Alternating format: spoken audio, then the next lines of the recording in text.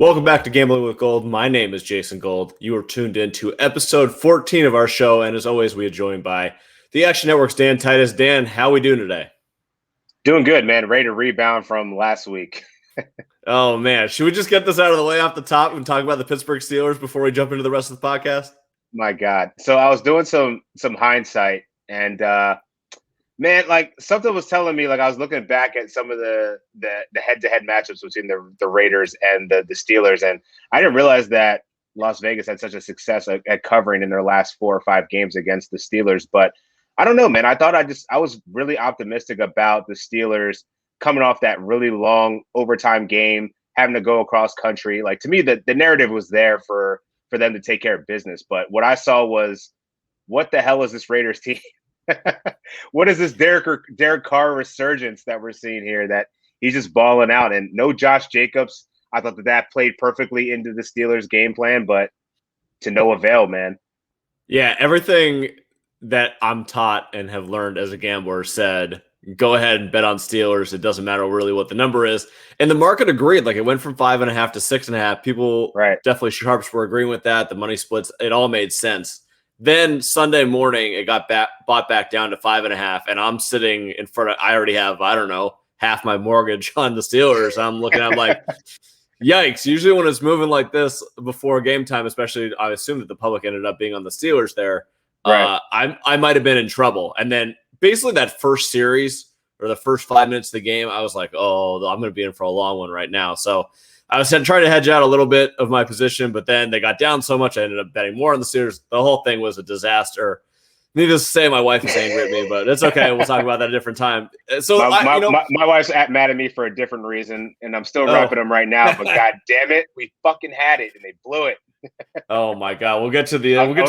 We'll get to that later. Yeah, we'll get to the Eagles a little bit. Yeah, so I'm trying to come to grips with where we went wrong on the Steelers. I think that part of it is we overreacted to them looking good week 1 and the defense being awesome. Obviously, TJ Watt going out was a huge deal. 100%. Yeah, that was obviously a huge deal. I think the Raiders had a good game plan where they're like, screw it, Jacobs is out. We're not running the ball. We don't care. We're just going to throw it all against you. And if the Steelers have a weakness, especially with Joe Hayden out, it definitely was the secondary. And they got burned. I mean, they had a chance to win the game there at the end before the Ruggs bomb. And, it's tough. Sometimes this is the way that the gambling cookie crumbles. So we got to deal with it, eat it, move on, hopefully learn from it. But, that was a disaster week 2. Dude, for the first 2 weeks of the season, man, the underdogs are really coming up on top here. So I'm waiting for a little course correction, and I'm going to we'll talk about it later, but I'm definitely going back to the well and the Steelers, man. I don't foresee 2 bad losses in a row going against a divisional opponent. So we'll talk about that in a few. Can we talk about one thing with the underdogs really quickly? I hadn't planned on bringing this up, but we might as well get into it. Do you think that we overcorrected on home field advantage with having fans there, and that's why underdogs are covering at such a great rate? It must be, man, because I'm still trying to reconcile what the fuck is going on right now, because I feel like a lot of these handicaps that we're doing, I think, make a ton of sense. And honestly, right now it's just really a fade the public situation to the max extent. And I think some of the more consistent teams we've seen over the years really aren't starting out hot. And maybe that is some overcorrection in terms of the home field advantage. But I don't know, man. This has been a really interesting first 2 weeks of the season. All right, we're going to jump into a little week 2 review, and then we'll kind of give our look aheads for week 3. Before we do that, we'll get to a little bit of Champions Round business. We are doing another Thursday night giveaway, 4:30 IG Live Thursday, before the worst game of the week, which is Houston hosting the Carolina Panthers. Panthers are minus 7.5 at Houston with Davis Mills starting at quarterback. Tyrod Taylor again, week 2 goes out. Now he's on IR. Feel bad for the guy, but let's talk about DJ Moore, David Johnson, signed jersey giveaways. All you have to do is download the Champions Round app. Then all you have to do is tag your friends on either Twitter or Instagram, telling them to also download the app, and you are automatically entered. Again, we will give away those jerseys Thursday, 4:30 IG Live before kickoff. So that's what we got there. We'll have more giveaways. If you subscribe to our email, we are going to give away a Dak Prescott and a Devonta Smith signed jerseys for Monday Night Football. We will announce that Monday, but you can enter starting Thursday after the David Johnson and DJ Moore giveaway. So exciting stuff. Keep it locked in here with Champions Round. You'll get some free sign swag. Always good time. So let's jump into the week 2 review. Let's start off with the Sunday night game, which was absolutely awesome. Baltimore coming from behind and beating the Kansas City Chiefs 36-35. What'd you make of that game? And where do you think both teams are right now after week 2? I mean, I think that Lamar Jackson is definitely going to start to make that case for MVP. So if you got that very early on, man, I think once all those injuries started to mount for the Ravens, he started to climb down that list a little bit. So I think this win certainly puts him into that conversation. I'm very concerned about the Kansas City defense. And if this team is going to go far, man, they're going to need to make some serious adjustments here because that team that beat the Chiefs, I mean, I think that the Chiefs are still the better team overall. But what Lamar Jackson did to win that game, putting forth that effort, that jump pass to Hollywood Brown at the end of the game, going forward on 4th and 1 when they had the option to punt, that's the gall and the balls that you need to really win games. And I applaud Harbaugh. Has always had his team in a state to overcome adversity, and I think that they're certainly doing that.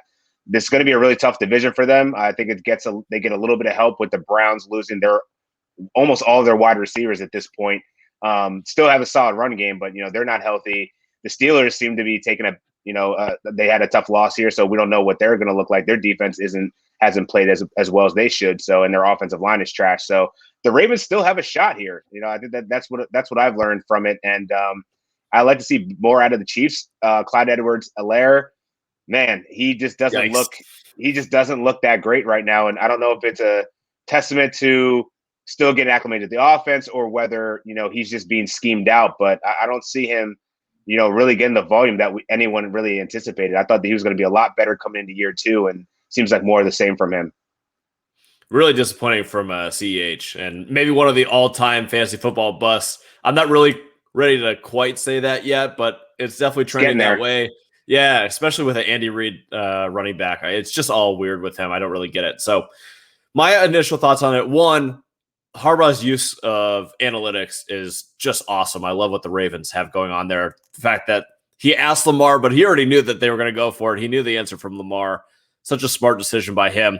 At the time, I was a little 50-50 on it just because I thought there was so little time in the game. Like, what's the risk in having Mahomes get the ball back at like the 10 or 15-yard line?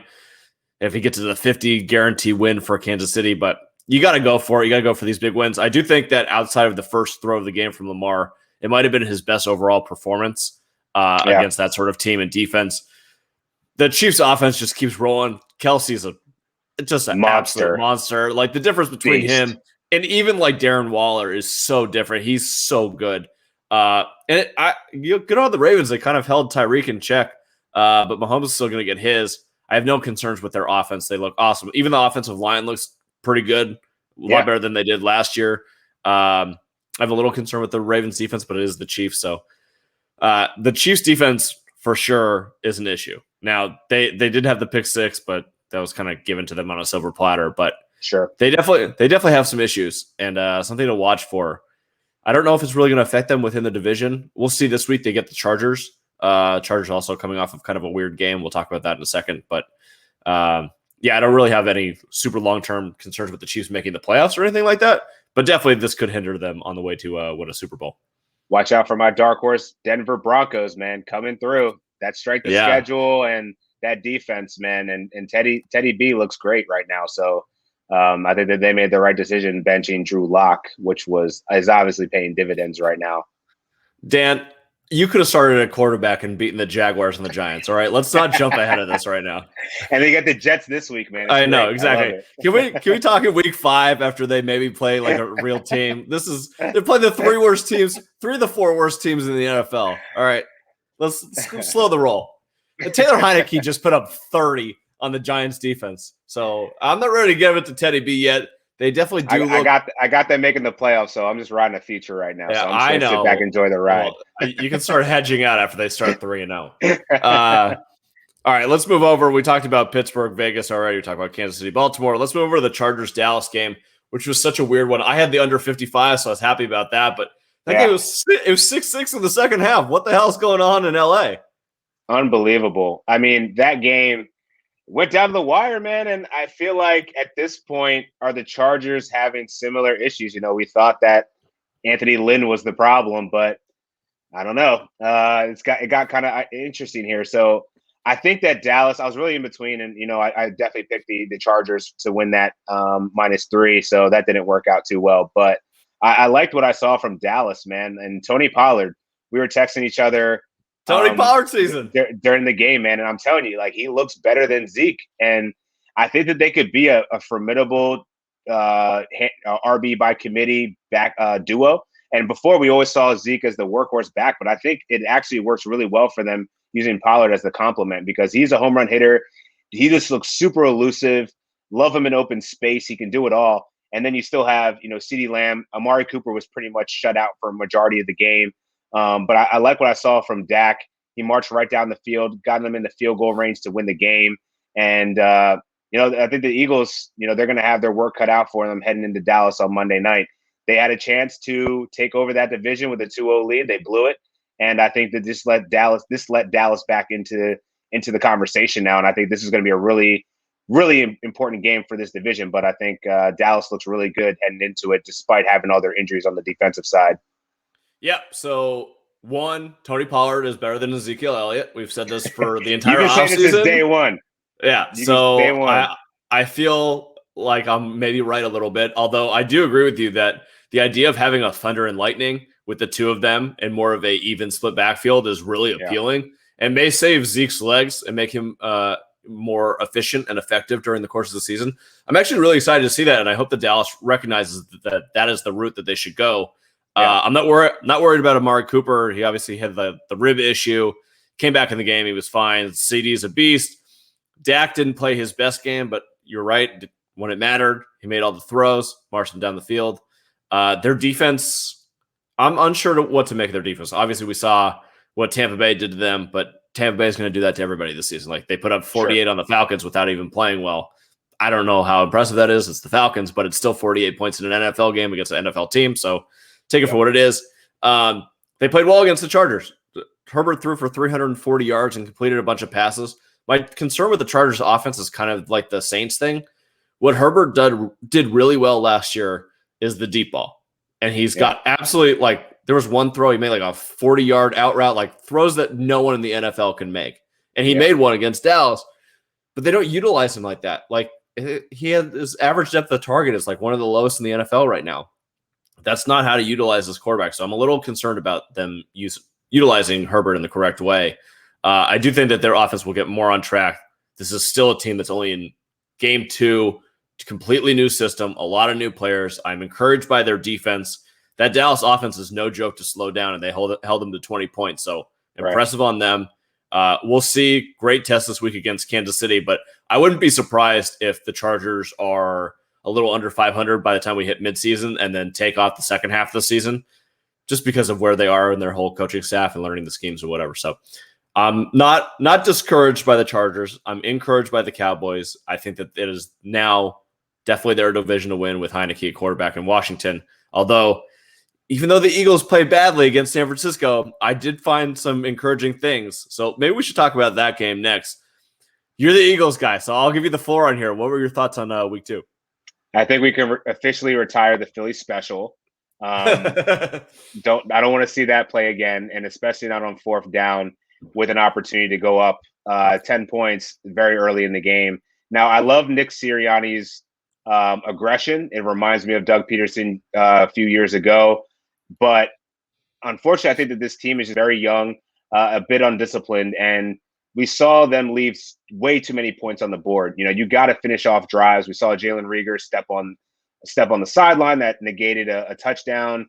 Quez Watkins, he's got burners, but I mean, you got to finish off a 91-yard bomb like that, man. You got to break through some tackles. So, I think that there was a lot of missed opportunities where, San Francisco, they just started to capitalize and wear down the game towards the end there. And they made, I think that this was what the knock on Jimmy Garoppolo was. Can he win games? And, he's being a game manager, but he was making some really tough throws to Deebo Samuel. And tip my hat to that dude. He just looks like a beast right now. When he's fully healthy, you can't stop that yak man. Like he's like him and AJ Brown are like those yak guys that you give them a slant route, they'll take that another 30, 40 yards. And he's breaking through tackles. I just really like what I saw, despite San Francisco really going through some running back woes and all of their running backs getting hurt at some point in the game.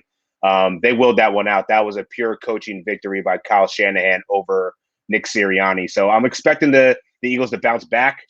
I think this is a learning experience that they'll take forward. So disheartening. I thought that they had it. That easily could have been 17 points in the first half that they only finished out with 3. So yeah, not great, but encouraging sign. One, the throw. I mean, it wasn't great. That was a very winnable game for them. But 100%. I think they're a much better team than we thought they would be heading into the season.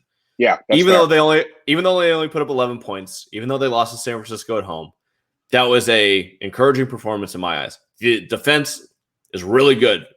Brandon Graham loss obviously is huge. That's big. I still think they're going to be okay on the defensive line.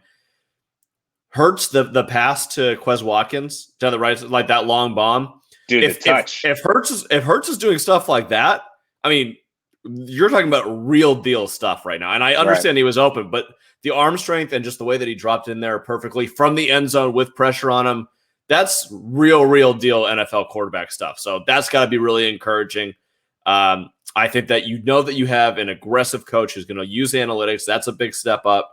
Sure. Well, maybe not a step up from Peterson, but you like that you have that rather than not having it. Yeah, exactly. Sure. So I'm very encouraged by what I saw out of the Eagles. San Francisco, what the hell are they doing about the injuries? I don't understand what it is, something about the air, the water, or the treatment or whatever, but no team goes through injuries like this team, and it's really an issue. Who's their running back this week? Mitchell may be there. Sermon may be there. It might be Lamar Miller starting, like a guy that didn't even signed yet. So it's wild. I mean, I love Shanahan, and I love their system, and obviously they have great players all over the place, but it's just going to cost them so many games. It already has. I understand that that's why you go out and draft Lance, because you think that either him or Garoppolo is going to get injured, but yikes. Also, looking ahead to this week, they're 3.5-point favorites against Green Bay. I like Green Bay in that game, I think. We'll talk about that one. I'm with you there. All right, let's move on to the last review, and then we'll get to our look-ahead lines. Arizona, Minnesota, the most fun game of the day. Gus Johnson and Aqib Talib just going after it, having a blast. Those guys. Dude, the best telecast easily, hands down. Shits on Eli and Peyton. That was the best telecasting I heard all weekend. No one has ever had more fun in the booth than the two of those guys had on Sunday. And what a game for them to see. Absolutely amazing. So what were your thoughts on Arizona and Minnesota? Arizona won by 1 on the missed field goal from the Vikings. I mean, Minnesota had a chance to do it, man. But, I think Arizona, a lot of people were hating on Cliff, but that's 2-0. And I think we can also start talking about Kyler Murray as the best quarterback right now in the NFL, because this man is just continuing to just sling the rock all over the place. He's being efficient with it. And he's finding not only his stars, but emerging stars. So Rondale Moore had a hell of a game. And that kid in space is just, I can't wait. So I was fortunate I got him in a couple fantasy leagues, but I'm really excited to see what his growth is going to be like. He found AJ Green. Christian Kirk kind of took a little backseat, but he still put up 60 yards. This offense is so explosive. And then I thought that their defense was actually going to be bad, but they're holding it down for now. It's enough. They pretty much held Justin Jefferson primarily in check. Adam Thielen still catching touchdowns. Sorry for your futures there. But Dalvin Cook, he had a solid game, but I thought that they did a good job of keeping the pace. And ultimately, it came down to a missed field goal. The Minnesota Vikings are certainly going to want to have that one back, and this is going to push them a little bit behind in the division. But I still think that there's a very good chance that they could still creep up there with a couple divisional wins, but they're not catching the Packers at this rate. Okay, so first point here, the people shitting on Cliff Kingsbury was the two of us, so we probably owe an apology. It wasn't just us. This goes deeper. But it was most definitely the both of us. 100% it was. Yeah, so not great on us. Yeah, Kyler looks awesome. Other than the one throw that he threw right to the linebacker of the Vikings, that was bad. That was really a bad throw. But I mean, he just makes so much happen inside the pocket, outside the pocket. His arm is amazing. He has the most. I think per PFF, he has the most big time throws and it's not even really close right now. He's awesome. I mean, having Kyler on a fantasy team is like one of the best things that you can do. Yep. Rondale Moore, I spent a lot of time watching him at Purdue his first year. I loved him. I was on him to be a first-round pick forever, and then he obviously got hurt his last 2 years. Great spot for him to be in, to be able to run around and have Kyler with him, like to find space. Obviously, you saw him. He just breaks off from a cornerback. He's wide open by 20 yards. He goes and scores a touchdown. I mean, that's what he does.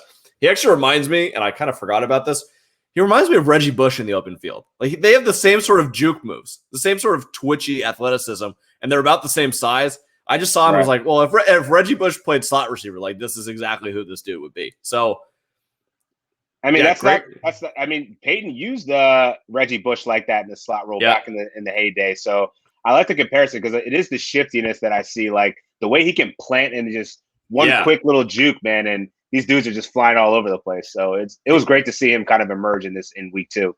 He's awesome. I do have some, I think, more concerns than you do about Arizona's defense. I mean, Kirk was slicing them up pretty good there at one point. They're holding it down okay, but it's not great.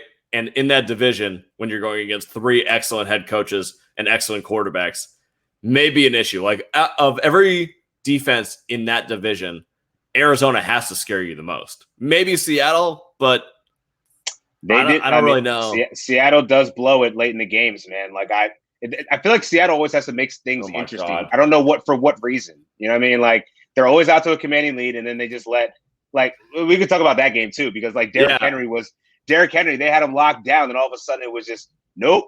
Running lanes open up. He's just gonna beast, run for 170 something yards and freaking 3 touchdowns. Like, and then you let Tannehill march down the field. They had that game well in check, and then they just blew it second half. But you had to know as soon as they missed the extra point to get them up 15 that it was just going to go bad. I'm sure that everybody in Seattle was like, oh boy, what, 15, 14? Oh, we're screwed. So, yeah, I mean, I'm not surprised. Derrick Henry, once he gets rolling in the second half, you just can't slow him down. A.J. Brown's looked very off to me through 2 weeks. I don't know if that's something to be concerned about. Also, that Julio touchdown was actually a touchdown. Can we get over this? It was. He was in the end zone. That was ridiculous. So great footwork by one of the best to ever do it. Yeah, I don't understand what happens with Seattle when they get these big leads. Like, you have Russell Wilson, just keep throwing the ball deep. No one's stopping you all year long. Just keep throwing to Lockett. Dude, the touch pass on that is just every week, man. And then Lockett's got people running into each other. I love what I've seen from Russ at the quarterback position, but that second half was a disaster. Yeah, absolutely. All right, let's go to your best performance and worst performance of the week. Best performance, I think I got to give it to it's a tie between the Titans and the Ravens, because I didn't see the Titans, after that first embarrassing loss to the Cardinals. I thought that they were going to face Seattle and completely shit the bed, but they didn't. They were resilient in the second half, and so I think tip my hat to them. But the Ravens, I think, really stole the show, because I think a lot of people were counting them out, especially against such a high-performing offense like the Kansas City Chiefs. Lamar just pretty much stole the show and won that game for them. So, it's a tie between those two teams. All right, and your worst performance of the week? I kind of already know the answer to this. Bird Gang, Eagles blew that shit. So, yeah, easily. All right, my best performance of the week, I'm actually going to go with the Carolina Panthers, who absolutely torched New Orleans. Really good. They look really competent. That young defense looks really awesome, and they're going to be 3-0, I assume, after this week, with 10 days to prepare for their next game. Very impressive stuff from Matt Rule and Joe Brady. I think that Darnold, I keep looking up the stats, and Darnold has like 80% completion and 240 passing yards. I'm like, what the hell is going on here? Who is this guy? This is the reverse curse of Adam Gase coming back. He actually looks like a real quarterback. And man. Yeah. My worst performance of the week, the one that cost me half my mortgage, that would be the Pittsburgh Steelers. You guys can go F yourselves. So let's move on to the look ahead lines. What are the couple that stand out to you for week 3? So I'll start off with the Thursday night snoozer that we're probably going to predict again, and it's going to be a fucking shootout with Davis Mills. No, I can't imagine that it will be. I'm going to take the over 7.5 first quarter points, and I'm expecting the Panthers to be the ones to put at least 10 points up on the board. Just given what you just said about Sam Darnold's play, And this offense and defense, I'm not expecting much out of the Texans here. So I'm going to take the under on 43.5 of the game total. But I really like that first quarter edge to the Panthers to come out hot, put some points on the board. But in terms of look ahead beyond to Sunday, I do like Green Bay over for the 49ers. Currently, they're 3.5-point dogs.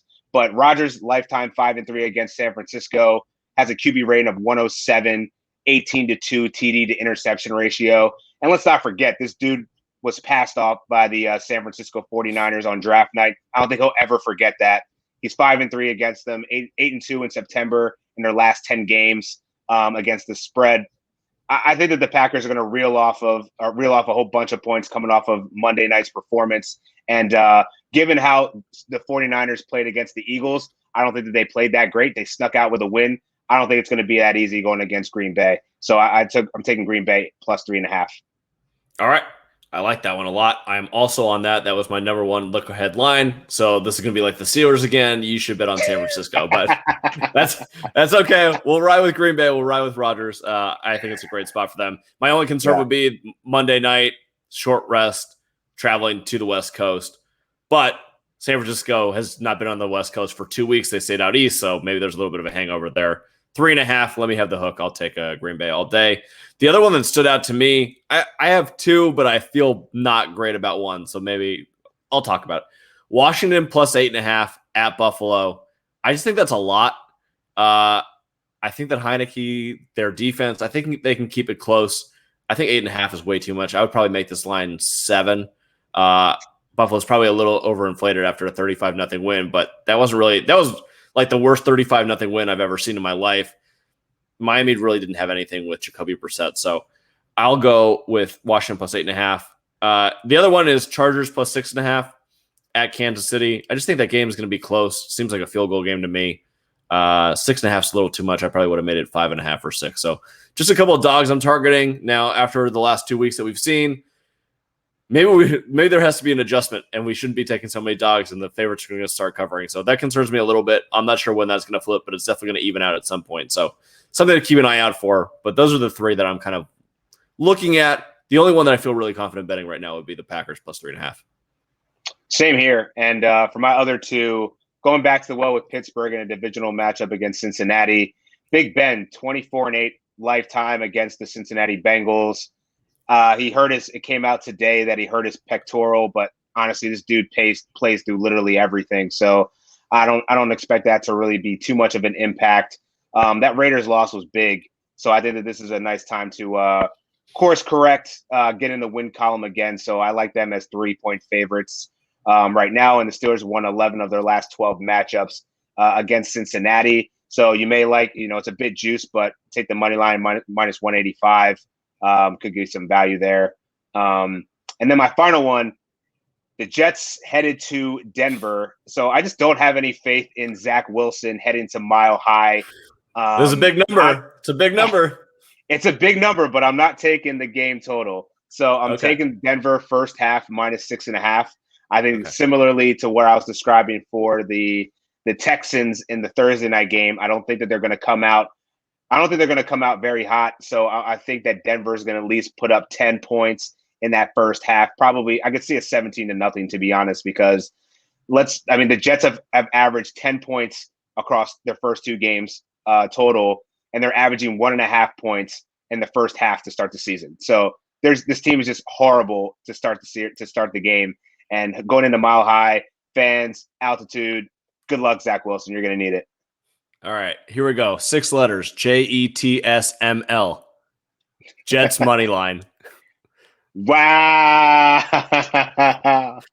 I'm just joking. I'm not betting that. I'm not crazy. I'm not insane. Oh, my God. I just wanted to do that. I can see it. That's about as crazy as that guy's 25-leg freaking parlay that he had going on into the Detroit plus 400 to win 726K. I mean, it sucks when you don't have his ticket. It sucks when you don't have $650,000 liquid to hedge out to make $100,000 on each side. I was doing that math in my head. I was like, well, you could definitely make $100,000 on each side, but where are you getting $650K liquid from? And who's going to let you bet that much anywhere? That's the bigger thing is like, yeah, who's going to take that action? And you have to make that decision in like 20 hours. So congratulations for winning 15 legs. You should have just bet 15, not 16. Excuse me, honey. I just like to mortgage our house real quick. It's cool. Like we'll get it back twofold. Don't worry about it. We got it. Unbelievable. All right, that does it for our Tuesday episode. We will be back Friday with our official picks for week 3. Until then, make sure to download the Champions Round app. And if you tag some friends on Instagram or Twitter, you are eligible to win a DJ Moore or David Johnson signed jersey. 4:30 IG Live Thursday, we'll be giving that away. Also, stay tuned for a Dak Prescott and Devonta Smith signed jersey that we will be giving away next Monday. So until then, Dan, thank you for joining me, and we will talk to you on Friday.